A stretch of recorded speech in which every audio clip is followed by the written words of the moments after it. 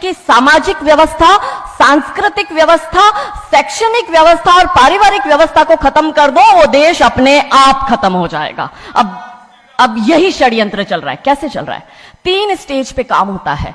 25 वर्ष तक की बच्चियों को बिगाड़ने का काम बॉलीवुड अपने टीवी सीरियल के माध्यम से करता है। 25 से 35 वर्ष की शादीशुदा महिलाओं का जीवन और उनके परिवार को बर्बाद करने का काम एकता कपूर जैसी महिलाएं अपने टीवी सीरियल के माध्यम से करती है। और जो नौकरी करती हुई बहन बेटियां महिलाएं हैं, जो कि वर्किंग विमेन हैं, उनका दिमाग खराब करने का काम ये ओटीटी प्लेटफॉर्म्स अपने वेब सीरीज के माध्यम से करता है। कैसे करता है, मैं संक्षिप्त में एक एक उदाहरण देकर आपके समक्ष रखूंगी। और बहुत जरूरी है कि जब हम तो एक साधारण व्यक्ति है, हम संसारिक जीवन में रहते हैं, लेकिन यहां पर जो उपस्थित हमारे संतगण है, महंतगण है, इनके बहुत बड़ा फॉलोअर्स ग्रुप रहता है, बहुत से लोग आते हैं, बहुत सी महिलाएं आती है। ये बात वहां तक पहुंचे क्योंकि वो यहां पर उपस्थित नहीं है, पर हमें पता है कि वीडियो के माध्यम से हमारे संत श्री, हमारे महंत श्री हमारी ये वाणी जो है उन तक पहुंचाएंगे कि कैसे करते हैं। ये एक फिल्म बनाते हैं 25 वर्ष तक की बच्चियों को कैसे बिगाड़ना है। हिंदुओं के परिवारों को बिगाड़ने के, तोड़ने के षड्यंत्र चल रहे हैं। और सिर्फ एक हिंदू को नहीं खराब करना है, उसके पूरे के पूरे कुटुंब को बर्बाद कर देना है। तो एक भारत की महिला 2 परिवार को जोड़ती है, मायका पक्ष और ससुराल पक्ष। और हम कहते हैं कि भारत की परिवार व्यवस्था जो है वो मानवता की सबसे बड़ी देन है। तो इसी व्यवस्था को खत्म कर दो। कैसे कर दो? तो ये एक फिल्म बनाते हैं अतरंगी रे। हमारी क्योंकि दीदी भी यहां उपस्थित है जो कि सेंसर बोर्ड में सदस्य है, तो हम इतना उनसे विनती करेंगे कि हमारी ये बात भी उन तक पहुंचाए। सिस्टमैटिकली ये फिल्मों में लड़की दिखाएंगे हिंदू की, लड़का दिखाएंगे मियां भाई का, और उसमें भी दिखाएंगे कि वो लड़का चाहे अनपढ़ हो, चाहे गवार हो, चाहे आतंकवादी हो, चाहे पंचर छाप हो, और वो हिंदू की लड़की चाहे कितनी पढ़ी लिखी हो, लेकिन उसका परिवार जो है वो रूढ़िवादी है, वो रिग्रेसिव है, और उसके सामने यदि वो घोड़ा भी चला रहा है, खच्चर टट्टू भी चला रहा है, तो वो बड़ा प्रोग्रेसिव है, वो बड़ा संस्कारी है। कैसे करते हैं? ये एक फिल्म बनाते हैं अतरंगी रे। अतरंगी रे फिल्म में जो कि आज की युवा बच्चियों का लेटेस्ट क्रश है, सारा अली खान हीरोइन लेते हैं। हमारी युवा बच्ची इसको फॉलो करती है। उसमें यह दिखाते हैं कि सारा अली खान जो एक मुस्लिम लड़के के प्यार में पड़ जाती है और अपने परिवार से विरोध कर कर, उनसे लड़ झगड़ कर ट्रेन में बैठकर वो भाग जाती है। उसी ट्रेन में एक संवाद होता है उस पिक्चर के हीरो का और उसी हीरोइन का। दोनों अपनी अपनी लव स्टोरी शेयर करते हैं।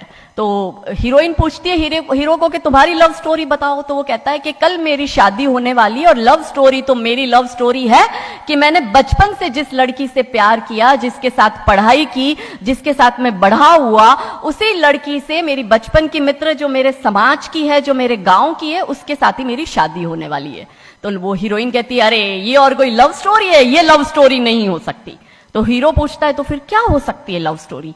तो वो कहती है कि मैंने एक मुस्लिम लड़के से प्यार किया है, मैं ठाकुरों की लड़की हूं, पूरा समाज, पूरा घर, पूरा परिवार मेरे खिलाफ है, और मैं उन सबको ठोकर मारकर, उनकी भावनाओं को ठोकर मारकर अभी ट्रेन में बैठकर भाग रही हूं उस लड़के से शादी करने के लिए। और वो हीरोइन वहां पे डायलॉग देती है कि लव स्टोरी तो मेरी लव स्टोरी है कि मैं ठाकुर की लड़की और वो कतई मियां भाई, और ये है असली लव स्टोरी। तब हमारी 13, 14, 15 साल की युवा बच्ची, जिसके शरीर में हार्मोन्स चेंज होते हैं, आकर्षण होता है विपरीत व्यक्ति के लिए, तब वो आकर्षण में ये सोचती है कि हिंदू होके हिंदू बॉयफ्रेंड नहीं रखना, हिंदू होके हिंदू से प्यार नहीं करना। आप इतिहास में छपेगी, आपकी लव स्टोरी तभी बनेगी जब आप किसी मियां भाई से प्यार करेगी और उससे शादी करेगी।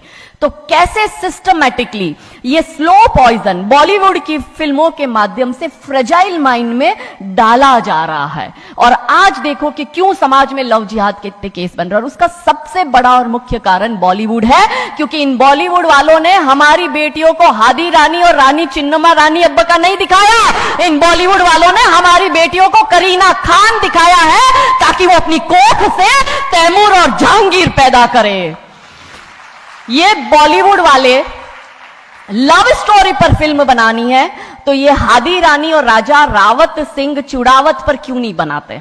मैं आपको उनकी कथा शॉर्ट में करती हूं कि राजा रावत का शादी जो होता है वो हदी रानी से होता है, मेवाड़ के राजा है, और औरंगजेब की सेना आक्रमण करने आती है। और जब औरंगजेब की सेना आती है तो राजा रावत सिंह का 2 दिन पहले ही विवाह हुआ होता है हादी रानी से। तो राजा जी की इच्छा नहीं होती कि मैं युद्ध लड़ने जाऊं, तो हादी रानी बड़े क्रोधित होते हैं। वो कहते तुम मेरी चिंता छोड़ो, तुम अभी इस मातृभूमि की रक्षा के लिए, इस धर्म की रक्षा के लिए आप युद्ध भूमि में जाओ और आप मेरी चिंता मत करना। यदि आप बलिदान भी हो जाओगे तो मैं प्राउडली अपने आप को आपकी विधवा कहूंगी। तब राजा रावत युद्ध लड़ने जाते हैं। युद्ध भूमि में राजा रावत जी को हादी रानी की बहुत याद आती है, क्योंकि नई नई शादी हुई होती है, तो नई बियाई दुल्हन को छोड़ के आए होते हैं, तो बहुत याद करते हैं। तो वो अपने दूत को कहते हैं, अभी सेना आने में समय होता है और युद्ध में भी समय होता है, तो वो कहते हैं अपने दूत को कि जा तू रानी सा के पास जा महल में और उनसे कहे कि राजा जी को आपकी बहुत याद आ रही है, आप अपनी कोई एक निशानी उनके लिए भेजो।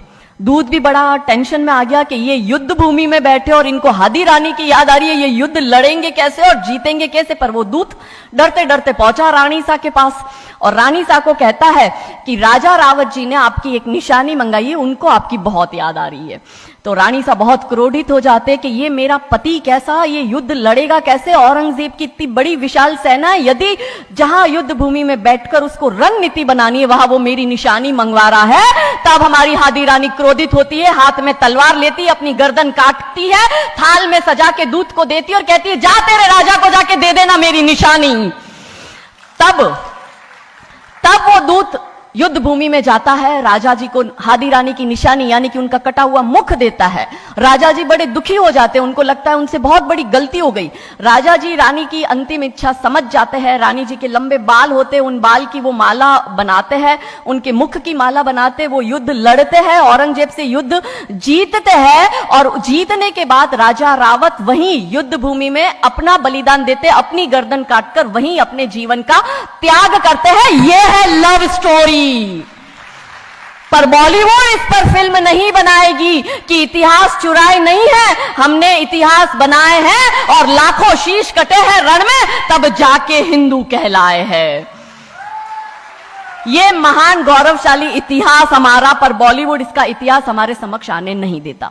अब रहा 25 से 35 वर्ष की महिला, कैसे बिगाड़ती है एकता कपूर। वही sari, typical dress, typical getup, पीछे उसकी सीरियल में एकता कपूर की सीरियल में पीछे बहुत बड़ी अंबे मां की मूर्ति। दिखाएंगे कैसे हिंदू महिला को, क्योंकि परिवार खत्म करना है हिंदुओं का। तो वो एक से प्यार करेगी, शादी दूसरे से करेगी, जीवन में तीसरा पुरुष आएगा, फिर दूसरा मर जाएगा, फिर उसको चौथा पसंद आने लगेगा, फिर जो मर गया वो जिंदा हो जाएगा, फिर कंफ्यूज हो जाएगी किसके साथ जाऊं, दूसरे के साथ कि चौथे के साथ।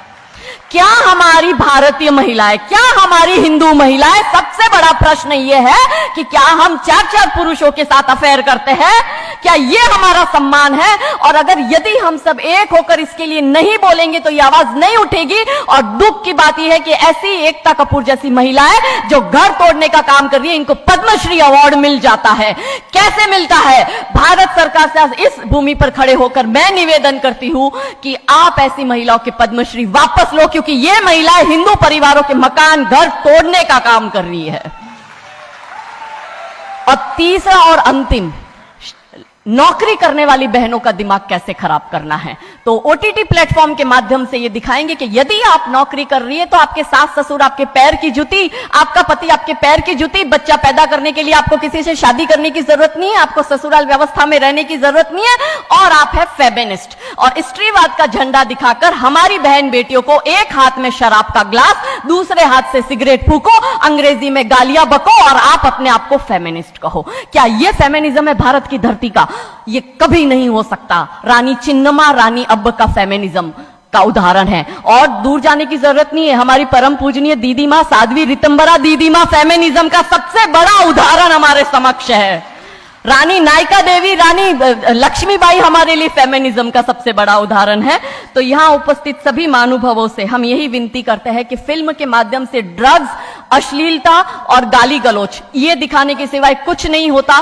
तो हम सब मिलकर एक साथ एक आवाज उठाए कि इन चीजों का बंद होना बहुत जरूरी है, क्योंकि आने वाली पीढ़ियों को बर्बाद करने का काम ये लोग अपने टीवी सीरियल और फिल्मों के माध्यम से कर रहे हैं। और क्योंकि शुरुआत भगवान राम जी के नाम से करी थी, तो अंत भी हम भगवान राम जी के नाम से करना चाहेंगे कि कौन है राम। राम जो है चेतना है, बिंदु है, बिंदु जिससे प्रस्फुटित है तेज, तेज जो कि इस समस्त सृष्टि की रचना की कल्पना का हेतु है, अनाम है, अनाम जो है पंक्ति में प्रथम, प्रथम है धर्म धैर्य का